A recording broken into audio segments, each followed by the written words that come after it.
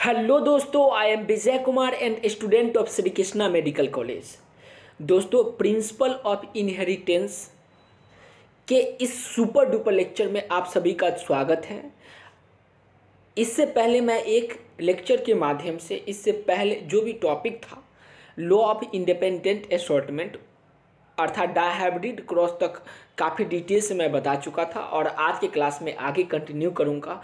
आज का क्लास एक मोटिवेशनल वर्ड से स्टार्ट करते हैं। चरित्र यदि पवित्र है तो क्यों है ये दशा तेरी। चरित्र यदि पवित्र है तो क्यों है ये दशा तेरी। ये पापियों का हक नहीं कि ले परीक्षा तेरी। तू खुद के खोज में निकल तो किस लिए हताश है। कि तू खुद के खोज में निकल तो किस लिए हताश है। तू चल तेरी वजूद को समय को भी तलाश है। समय को भी तलाश है। तो इसी मोटिवेशनल वर्ड के साथ आज का इस सुपर डुपर लेक्चर को स्टार्ट करते हैं। आज के क्लास में सबसे पहले हम लोग पढ़ेंगे लॉ ऑफ इंडिपेंडेंट असॉर्टमेंट, जो बेस्ड है मोनो डायहाइब्रिड क्रॉस पे बेस्ड है। और इसमें जितने भी इम्पोर्टेंट पॉइंट है जिससे नीट में या तो सवाल पूछा जा चुका है या आगे पूछे जाने की संभावना है, सभी लाइन को एनसीईआरटी के सभी लाइन को मैं मार्किंग करके आया हूँ और आप भी अपने एनसीईआरटी में हाईलाइटेड कर लीजिएगा। सबसे पहले पिछले क्लास में देखे थे डायहाइब्रिड क्रॉस में जो रेशियो आया था 9:3:3:1, इसी से ये ड्राफ्ट किया गया है, जिसमें 3 रिंकल्ड एंड 1 राउंड है, 3 रिंकल्ड एंड 1 ग्रीन। तो क्या बन जाती, टोटल 9 बन जाता है। 9 round and yellow and 3 wrinkled, ये सब रेशियो है। फिर डायहाइब्रिड क्रॉस, मोनोहाइब्रिड क्रॉस भी देखे डायहाइब्रिड क्रॉस में। उसके बाद सेग्रीगेशंस में 50% capital R and 50% small R होता है। तो ये सब इंपॉर्टेंट लाइन है। अब उसके बाद नेक्स्ट इंपॉर्टेंट पॉइंट, ये पेज नंबर 80 देख रहे थे, अब 81 देखेंगे। Chromosomal theory of inheritance. सबसे पहले 1865 ईस्वी में, देखिए साइंटिस्ट के बारे में दिया गया है। 1865 ईस्वी में कुछ सेवरल रीजन के कारण मेंडल का जो वर्क था उसको पब्लिश नहीं किया गया या उतना पब्लिसिटी नहीं प्राप्त हुआ। लेकिन 1900 ईस्वी में, 1865 ईस्वी में ये कैरेक्टर आर्ट का खोज यूज किए थे, लेकिन उतना ज़्यादा पॉपुलैरिटी नहीं मिला। लेकिन 1900 ईस्वी में तीनों साइंटिस्ट का नाम दिया गया है और वहाँ से नीट में भी सवाल पूछा जा चुका है। तीनों scientist de Vries, Hugo de Vries, Correns and von Tschermak, ये तीनों साइंटिस्ट का एक बार फिर से देख लीजिए, यहाँ पे दिया गया नाम। तो इस तीनों साइंटिस्ट का नाम आपको याद रखना, बहुत ही इंपॉर्टेंट है। कितना ईस्वी में रीडिस्कवर किए थे मेंडल के नियम को? 1900 ईस्वी में।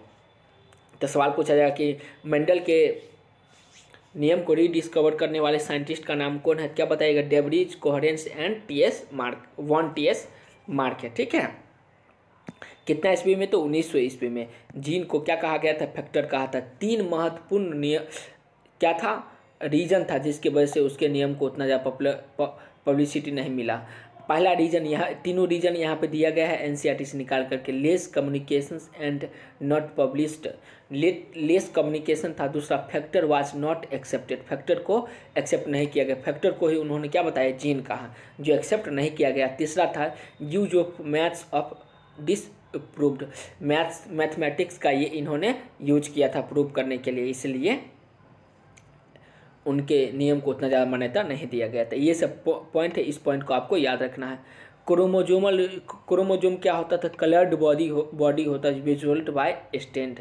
1902 ईस्वी में Walton Sutton and Theodor Boveri नामक साइंटिस्ट ने क्रोमोजोम के बारे में दिए थे और उसका एक्सप्लेनेशन भी किए थे। पहला क्या बताया? Chromosome as well as gene occur in pair, chromosome के जैसा ही जीन क्या करती है? पेयर में अकर करती है। Two allele of one pair is located on a homologous site on homologous chromosomes. ये दोनों इंपॉर्टेंट पॉइंट है और ये इसका फिगर है। देखिए फिगर में आप देख रहे होंगे, इसको एक बार पढ़िए। Meiosis and germ cell formation in cell with 4 chromosome can you seen chromosome segregate when germ cell format. इसमें G1 G2, उसके बाद मियोसिस फर्स्ट, मियोसिस का एनाफेज फर्स्ट, मियोसिस 2 का एनाफेज, उसके बाद जर्म सेल यहाँ पे दिया गया है। तो उसके बाद नेक्स्ट पॉइंट पे हम लोग नेक्स्ट पेज पे बढ़ते हैं। ये देखिए नेक्स्ट पेज पे यहाँ पे जीन और क्रोमोजोम के बीच का तुलनात्मक अध्ययन किया गया है। ये टेबल है 5.3 में। फिर मियोसिस, उसका प्रोबेबिलिटी क्या आया था, प्रोबेबिलिटी फर्स्ट एंड सेकेंड की प्रोबेबिलिटी, ये बहुत महत्वपूर्ण फिगर है, इसको आपको याद रखना है। Independent assortment of chromosome, independent assortment chromosome का ये मियोसिस फर्स्ट, एनाफेज, मियोसिस 2, इस तरह से जर्म सेल तक लाया गया है। तो ये आप उम्मीद करते हैं देख लिए होंगे और समझ भी गए होंगे। सर्टेन एंड बोवेरी जो किए थे, जो दिए थे क्रोमोजोमल थ्योरी ऑफ इनहेरिटेंस। तो सवाल यही पूछा जा सकता है कि क्रोमोजोमल थ्योरी ऑफ इनहेरिटेंस कौन दिए थे, तो क्या बताइएगा, सर्टेन एंड बोवेरी नामक साइंटिस्ट दिए थे।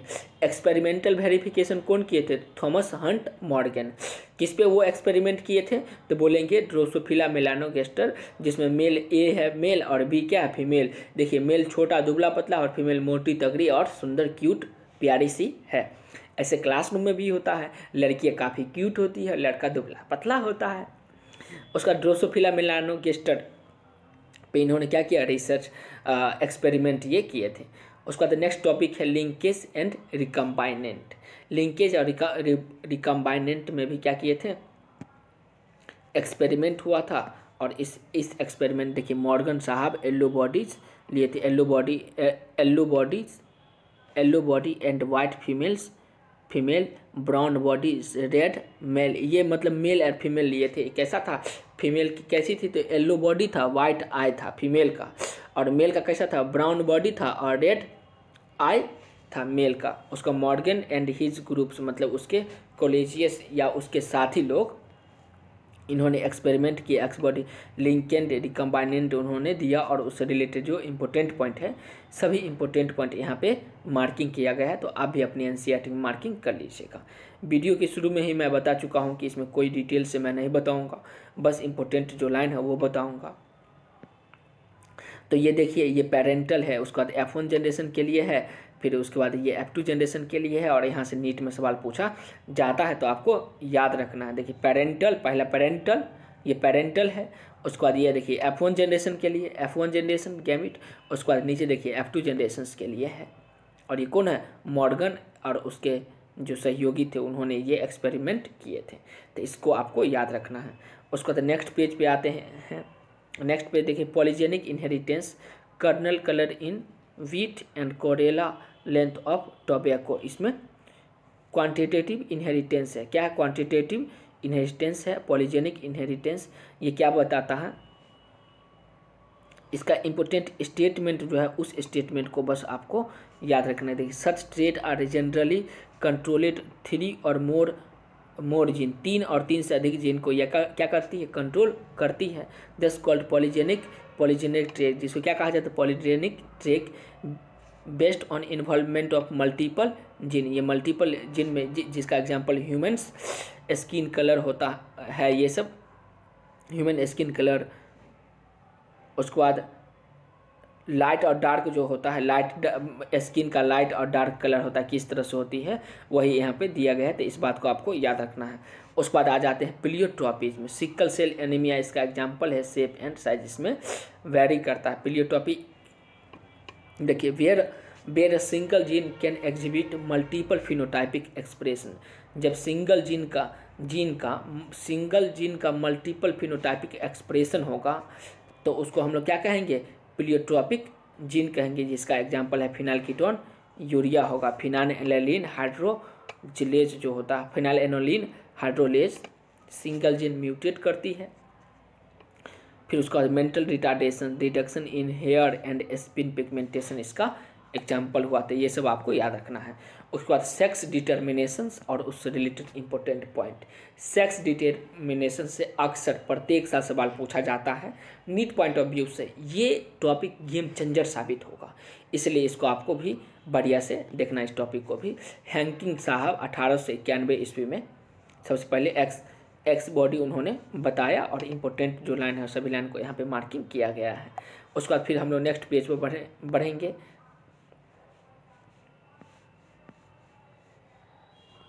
देखिए नेक्स्ट पेज यहाँ पे 3 दिया गया है, पहला दिया गया है, पहला मेल के बारे में, पहला यहाँ पे देखिए फिगर पहला मेल, दूसरा ड्रोसोफिला एंड तीसरा क्या है बर्ड के बारे में, बर्ड में जिसमें हैन जो होता है मुर्गी उसी के बारे यहाँ पे दिया गया है। तो सभी इंपॉर्टेंट पॉइंट जो है उसमें मार्किंग कर दिया गया है। एक्सोटाइप सेक्स डिटर्मिनेशंस पाया जाता है, उसका having x chromosome become female, x chromosome female के लिए और एक्स क्रोमोजोम बिकम्स मेल। कभी कभी एक्स क्रोमोजोम मेल के लिए भी होता है और कभी फीमेल के लिए भी होता है। तो यहाँ पे एक्स क्रोमोजोम फीमेल के लिए और do not have x chromosome for male. Sex determination autosome grasshopper के बारे में दिया गया। जितना इंपॉर्टेंट लाइन है सभी को यहाँ पर देखिए लिख दिया गया है। ये इंपॉर्टेंट पॉइंट है, इसको देखिएगा आप। देखिए एक्स वाई, एक्स फीमेल के लिए होगा और एक्स वाई किसके लिए होगा, मेल के लिए होगा। मेल हेट्रोगेमिटी, हेट्रोगेमिटी, होमोगेमिटी, हेट्रोगेमिटी पिछले क्लास में बताए थे। यहाँ पर देखिए एक्स है तो सेम है तो इसको बोलेंगे होमोगेमिटी, और एक्स वाई डिसिमिलर है इसको बोलेंगे हेट्रोगेमिटी। तो यहाँ पर मेल हेट्रो होगा। मेल हेट्रोगेमिटी का एग्जाम्पल है X O and X Y. X O में ग्रासहॉपर एंड ग्रासहॉपर में डिस्कवर ये किया गया था। उसका ड्रोसोफिला में human and Melandrium X Y में, ठीक है, एक्स वाई का। उसका फीमेल हेट्रोगेमिटी, मेल हेट्रोगेमिटी का ये है एग्जाम्पल। इस एग्जाम्पल को आपको याद रखना है। फिर उसके बाद देखिए फीमेल हेट्रोगेमिटी का, फीमेल हेट्रोगेमिट होगा, मतलब अलग अलग फीमेल जो है यहाँ पर। बट डब्ल्यू ZW और ZO type butterfly and moth में ये पाया जाता है। तो यहाँ पर जो भी इम्पोर्टेंट पॉइंट है NCERT से निकाल करके यहाँ पे समराइज कर दिया गया है। इस बात को आपको याद रखना है। तो उम्मीद करते हैं ये बातें आपको समझ में आ गया होगा।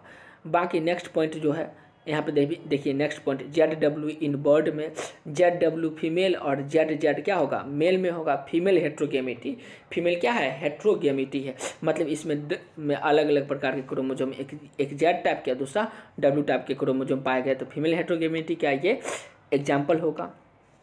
तो इस बात को आपको याद रखना है। फिर है सेक्स डिटर्मिनेशन इन ह्यूमन में सेक्स डिटर्मिनेशन, तो यहाँ पे मेल हेट्रोगेमिटी होगा। फीमेल क्या होगा दोस्त, फीमेल होगा एक्स टाइप और मेल क्या होगा एक्स टाइप फीमेल, और मेल होगा XY टाइप। ये है फीमेल के लिए, ये है फीमेल के लिए, ये किसके लिए है, मेल के लिए है। तो ये किसका एग्जाम्पल होगा, फीमेल हेट्रोगेमिटी का ये एग्जाम्पल है। कौन, सेक्स डिटर्मिनेशन इन ह्यूमन, जो यहाँ पे लिख भी दिया गया है। यहाँ देख रहे हैं ना, मेल XY और फीमेल X टाइप होगा, तो मेल हेट्रोगेमिटी का एग्जाम्पल है। बर्ड किसका एग्जाम्पल है दोस्त, तो इसमें देखिए मेल जो होगा ZZ और फीमेल होगा ZW टाइप। तो फीमेल हेट्रोगेमिटी का ये एग्जाम्पल है। जेनेटिक बैलेंस थ्योरी, ये सभी इंपॉर्टेंट पॉइंट दिया गया है।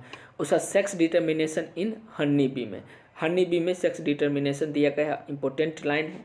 इस इंपॉर्टेंट लाइन को एक बार इस ग्राफ के द्वारा समझिए। देखिए ये फीमेल है तो 22 पेरेंटल में 22 मियोसिस करेगी तो 16 बन जाएगा, 2 पार्ट में बढ़ जाती है। तो 16 मेल होगा F1 जनरेशन में। उसके बाद यहाँ पे देखिए ये मेल है 16। उसके बाद माइटोटिक्स करने के बाद माइटोटिस, अब cell cycle and cell division में काफ़ी डिटेल से मियोसिस एंड माइटोटिक्स के बारे में पढ़े होंगे। तो क्रोमोजोम की संख्या क्या होता है, सिमिलर ही होता है 16 इसमें, तो 16 में F2 जनरेशन में डबल हो जाती है फर्टिलाइजेशन करके, तो 32 हो जाता है। यही सब बातें यहाँ पे दिया गया है मेल ड्रोन के बारे में। फीमेल में क्या होता है, क्यून और वर्कर, मेल को क्या कहा जाता है, ड्रोन कहा जाता है। इसमें कैसा होता है फेनोमेना, तो पार्थेनोजेनेसिस नाम की फेनोमेना इसमें होता है। तो ये सब आप लोग पढ़े ही होंगे काफ़ी डिटेल से। यही सब पॉइंट है जो इम्पोर्टेंट है। उसके बाद म्यूटेशन, देखिए म्यूटेशन भी बहुत महत्वपूर्ण है। Mutation is a phenomena which result the alternation of DNA sequence and sequent result the change in genotype and a phenomenon of an organism. Genotype and a phenomena, देखिए इसमें क्या होता है, चेंज हो जाती है। जीनोटाइप एंड फिनोटाइप क्या हो जाता है, चेंज हो जाता है किसी ऑर्गेनिज्म का। अल्टरनेशन ऑफ जीन सीक्वेंस में जीन सीक्वेंस चेंज होने के कारण ऐसा होता है। और उससे रिलेटेड जो इंपॉर्टेंट पॉइंट है, सिंगल बेस पेयर भी कभी कभी चेंज होता है, कभी कभी पॉइंट चेंज भी होती है, कभी कभी पूरा बेस पेयर ही डिलीट हो जाती है। Sickle cell anaemia, deletions and base pair of DNA cause frame shift mutation, frame shift mutation का एग्जाम्पल यहाँ पे दिया गया है। उसका पेडिग्री एनालिसिस भी देख लीजिए, ये पहला मेल के लिए, फिर दूसरा फीमेल के लिए। यह है सेक्स अफेक्टेड इंडिविजुअल मीटिंग के लिए, मेटिंग बिटवीन रिलेटिव, ये यहाँ से नीट में सवाल पूछा जा चुका है पेडिग्री एनालिसिस से रिलेटेड। फिर पेरेंट ये सारा सिंबल यहाँ पे दिए गए थे, इसको याद रखना है। पेडिग्री एनालिसिस और उससे रिलेटेड इंपॉर्टेंट पॉइंट को मार्किंग किया गया है। बस इसमें ये 2 ग्राफ जो है ये बहुत इंपॉर्टेंट ग्राफ है, बस इस ग्राफ को आपको याद रखना है। पहला ग्राफ किसके लिए? पहला देखिए, ये जो पहला ग्राफ है autosomal dominant trait, example myotropic dystrophy, myotonic dystrophy पहला एग्जाम्पल ऑटोसोमल डोमिनेंट का है, और दूसरा एग्जाम्पल जो है ऑटोसोमल रिसेसिव, जिसका एग्जाम्पल है सिकल सेल एनीमिया। यह सिकल सेल एनीमिया का पेडिग्री एनालिसिस, और ये किसका? मायोटोनिक डिस्ट्रोफी का ये एग्जाम्पल है। तो इस एग्जाम्पल को भी आपको याद रखना है। उसके बाद कलर ब्लाइंड के पास आते हैं। कलर ब्लाइंडेड मतलब इसमें जो कलर ब्लाइंडनेस होता है किसके कारण होता है, और ये सब बहुत ही इंपॉर्टेंट लाइन है, यहाँ से सवाल पूछा जाता है। मेंडेलियन डिसऑर्डर, मेंडेलियन डिसऑर्डर कौन कौन होगा, सबसे पहले तो ये जानेंगे। तो मेंडेलियन डिसऑर्डर का यहाँ पे एग्जांपल दिए गए, haemophilia, cystic fibrosis, sickle cell anaemia, colour blindness, phenylketonuria, ketonuria and thalassaemia.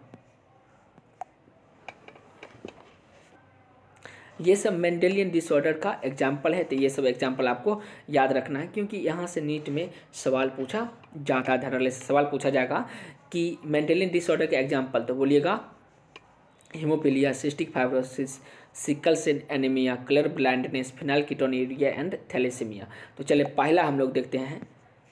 पहला हम लोग पढ़ेंगे कलर ब्लाइंडनेस। ये सेक्स लिंक्ड रिसेसिव डिसऑर्डर है, पहला पॉइंट यही, और ये भी डायरेक्ट नीट में पूछा जा चुका है। Failure or discriminate between due to the mutations in certain genes represent in X chromosome. X chromosome के में म्यूटेशन होने के कारण ये होती है। 8% मेल में होता है और 0.4% फीमेल में होती है। मतलब ज़्यादातर ये किस में होता है? Colour blindness. अंधा ज़्यादातर क्या लोग को देखिएगा? मेल को देखिएगा। अंधा ज़्यादा क्या होता है? मेल होता है। 8% मेल और 0.4 मतलब नथिंग, नहीं के बराबर हुआ ना, फीमेल में होता है। और ये X क्रोमोजोम पर ये होती colour blind, colour green colour जो होता है वो किसके कारण? Due to lead of red green colour blindness are on the chromosome number कितना? X, क्रोमोजोम X पर ये होती है।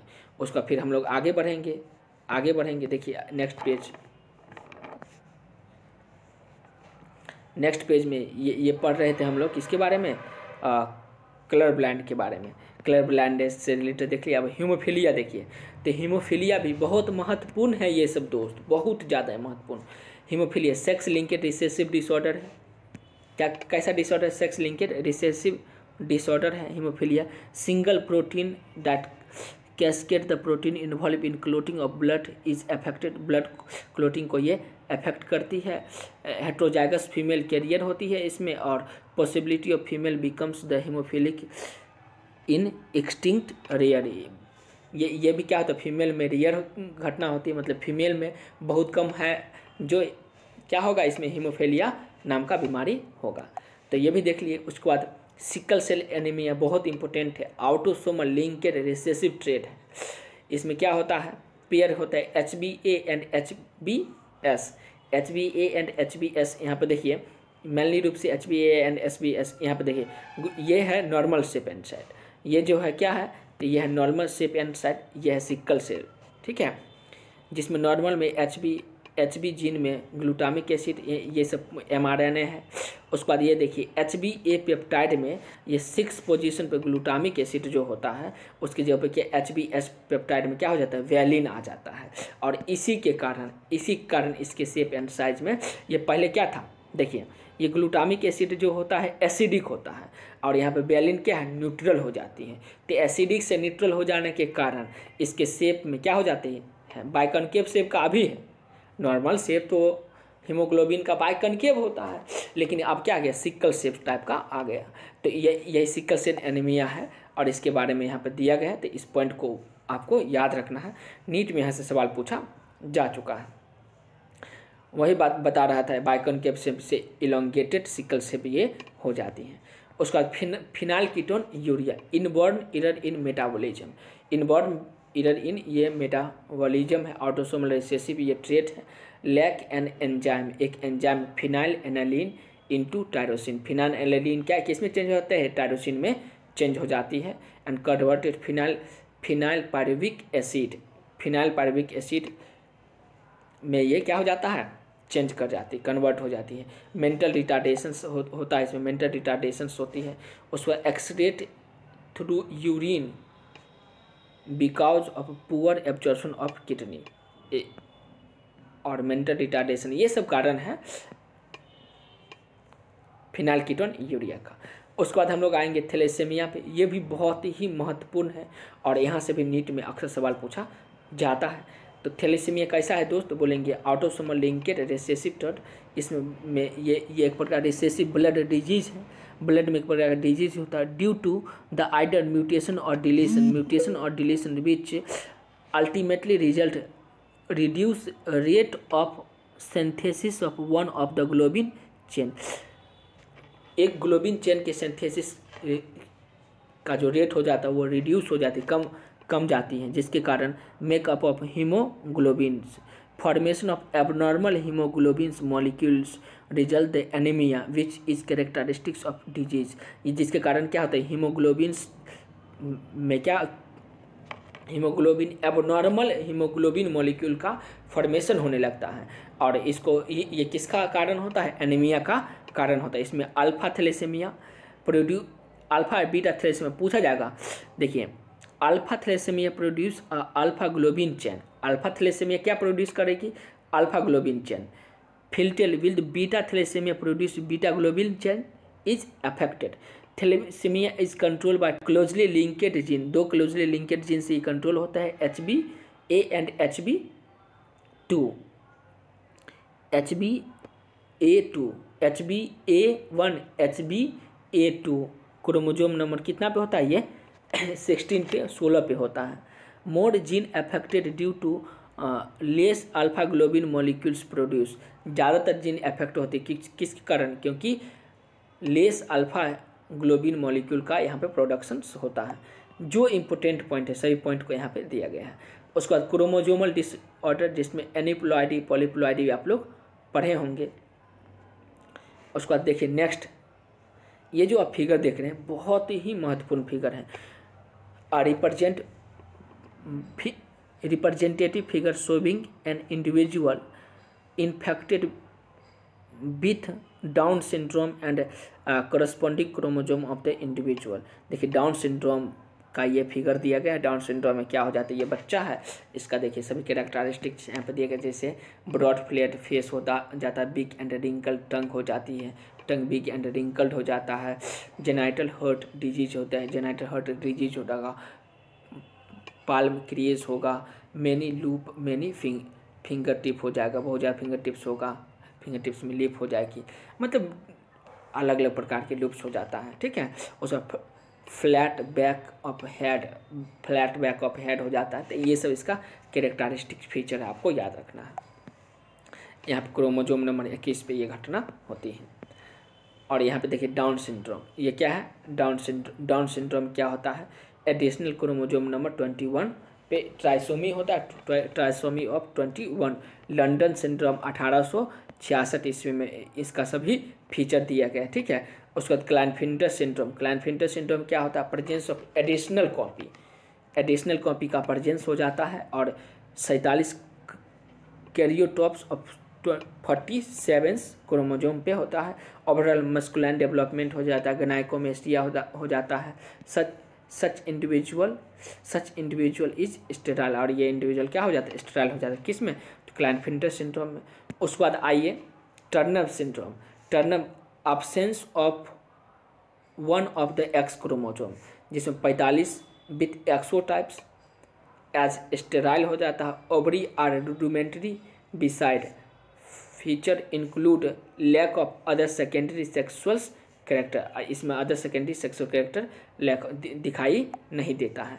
और ये जो दो फिगर है, इस फिगर को भी आपको याद रखना है। ये मेल का फिगर है पहला, दूसरा है ए मेल का फिगर और दूसरा है फीमेल का फिगर। मेल में देखिए 12 सेच्योर विथ फेमिनाइन कैरेक्टर आ जाती है, जैसे सेक्स ऑर्गन जो होता है वो, जैसे पेनिस यहाँ पर लेस डेवलप और यहाँ पे ब्रेस्ट जो है मोर डेवलप हो जाती है, और भी कुछ कुछ कैरेक्टर आ जाता है, इसका आवाज़ भी चेंज हो जाता है। फीमेल में भी यहाँ पे देखिए ओवरी, उसके बाद ब्रेस्ट जो है, ये सब का डेवलपमेंटिंग सही से नहीं हो पाता है। शॉर्ट सेचुअर एंड अनडेवलप्ड फेनिमिन कैरेक्टर, और ये फिगर है, इसके बारे में दिया गया, बहुत इंपॉर्टेंट है। Diagrammatic representation of genetic disorder due to sex chromosome composition in human, Klinefelter syndrome and Turner syndrome का ये एग्जाम्पल है। जितना भी सब NCERT के पेज में जो भी कंसेप्ट था, सभी कंसेप्ट को देख लिए। अब हम लोग समरी देख लेते हैं। समरी से related important point, Mendel was first study the phenomena systematically. Mendel law of inheritance factor later named gene, factor को बाद में जीन कहा गया। लॉ ऑफ डोमिनेंट पढ़ लिए, उसके बाद character never blend in heterozygous additions. Law of segregation हम लोग पढ़े, फिर लॉ ऑफ इंडिपेंडेंट असॉर्टमेंट पढ़े, फिर Mendel were extended the form of chromosomal theory of inheritance and the point mutation is change a single base pair in DNA, sickle cell anaemia, ये सब का example है। तो उम्मीद करते हैं ये सारा पॉइंट आपको समझ में आ गया होगा। फिर भी यदि कोई प्रॉब्लम है तो कमेंट बॉक्स में बताइएगा, और यदि आप चाहते हैं कि इस सीरीज में जितने भी बातें पढ़ाया गया है आज के क्लास में सबका डिटेल वीडियो, तो वो भी बताइएगा। एक बार रिवैप कर लेते हैं कि आज के क्लास में हम लोग क्या क्या पढ़ लिए। फिनाइलकीटोन यूरिया पढ़ लिए, थैलेसेमिया पढ़ लिए, क्रोमोसोमल डिसऑर्डर देखिए, उल्टा देखते हैं, उसके बाद सिकल सेल एनीमिया देखिए, फिनाइलकीटोन यूरिया देखें, उससे रिलेटेड इंपॉर्टेंट पॉइंट देखिए। मेंडेलियन डिसऑर्डर में क्या आ जाती है, तो haemophilia, cystic fibrosis, sickle cell anaemia, colour blindness, phenylketonuria and thalassaemia देखें। कलर ब्लाइंडनेस भी देख लिए, पेडिग्री एनालिसिस देखें, उसके बाद म्यूटेशन देखिए, म्यूटेशन से रिलेटेड इंपॉर्टेंट पॉइंट देखें, उसके बाद सेक्स डिटर्मिनेशन इन मेल देखिए, उसका सेक्स डिटर्मिनेशन इन हनी भी देखें। उसके बाद हम लोग आए मेल हेट्रोगेमेटी, फीमेल हेट्रोगेमेटी का एग्जांपल देख लिए, यहाँ पर जो दिया गया है इस एग्जांपल को भी देखिए। फिर उसके बाद इस पेज में हम लोग देखें पॉलीप्लॉइडी, सेक्स डिटर्मिनेशंस, एनिप्लॉइडी देखें, पॉलीजेनिक इनहेरिटेंस देखें, ये एक्सपेरिमेंट था, ये एक्सपेरिमेंट भी हम लोग देखें। लिंकेज एंड रिकम्बाइंडेंट देखें,